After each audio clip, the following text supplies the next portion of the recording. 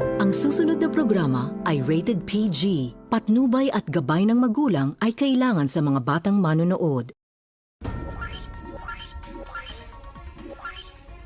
Ang pangunahin na yung protection para sa ating mga Ang experience namin, parang ayaw ng isip ng talagang bigyan ng diin, panundan, empowerment.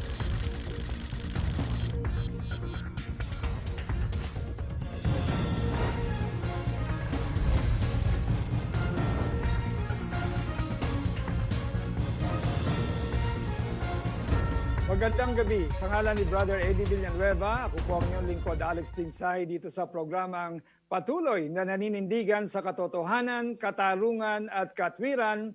Ito ang Diyos at Bayan. Sa unang pagkakataon, magsasama-sama ang mga kilalang personalidad sa iba't ibang larangan para pag-usapan ang issue ng